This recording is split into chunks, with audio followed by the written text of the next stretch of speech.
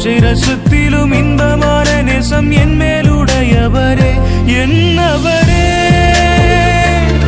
கர்த்தரும் இரட்சகரும் மீட்பெருமாயிருக்கிற இயேசு கிறிஸ்துவின் நாமத்தில் அவருக்கும் அன்பின் வாழ்த்துக்கள்.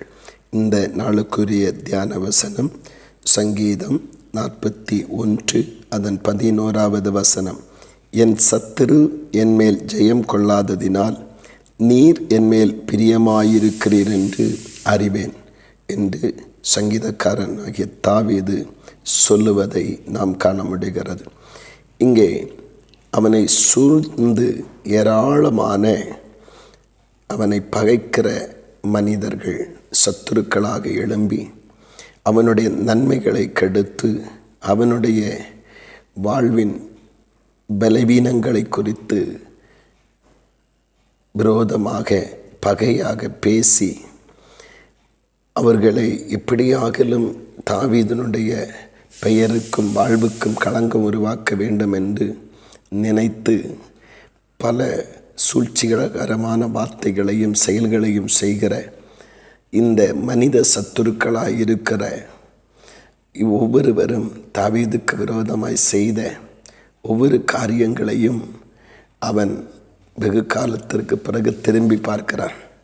பல நேரங்களிலே மனிதன் தாவீதை தரம் தாழ்த்தும்படியாக எடுத்துக்கொண்ட ஒவ்வொரு முயற்சிகளும் ஒவ்வொரு செயல்பாடுகளும் தாவீதை அழிக்க வேண்டும் என்று எடுத்த ஒவ்வொரு முயற்சிகளிலேயும் தோற்று போய் தாவீது எல்லாவற்றிலும் ஜெயம் பெற்று வருவதை அவன் அவன் நினைத்து பார்க்கிறான். பின்பு சொல்லுகிறான், எவ்வளவோ சத்துருக்கள் என்னை சூழ்ந்தார்கள், எவ்வளவோ பாடுகள் வேதனை என்னை சூழ்ந்தது, ஆனால் ஒன்றும் என்னை ஜெயிக்க முடியவில்லை.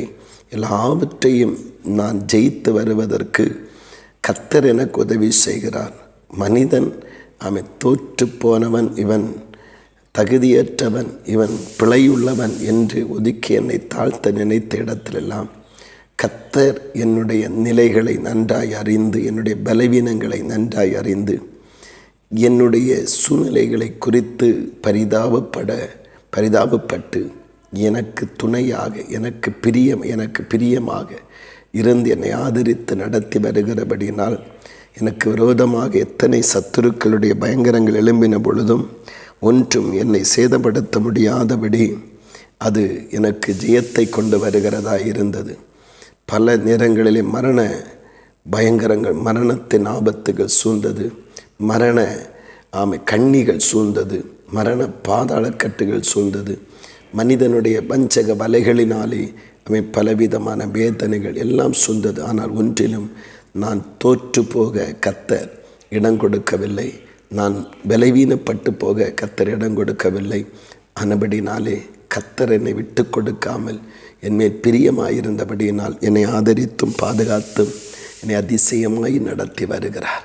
இந்த தேவன் என்னை நேண்டிக்கமுள்ள சதா காலமும் என்னுடைய தேவனாக ஸ்தோத்தரிக்கப்படத்தக்கவராக என் வாழ்வில் என்னென்று நிலைத்திருப்பார் என்று அவன் ஆண்டவரை மகிமைப்படுத்துவதை காண முடிகிறது. பிரியமானவர்களே, நாம் கடந்து வந்த பாதைகளை திரும்பி பார்ப்போம். எத்தனை சவால்கள் நிறைந்த, எத்தனை சூழ்ச்சிகள் பயங்கரங்கள் நிறைந்த பாதைகள் எல்லாம் கர்த்தரை தெரிந்தெடுத்த நாள் முதல் இந்த நாள் வரை விட்டு கொடுக்காதபடி, தோற்று போகாதபடி அந்த சத்துருக்களுக்கு கண்களுக்கு முன்பாக ஆச்சரியமாக அதிசயமாக நடத்தி வருகிறாரே.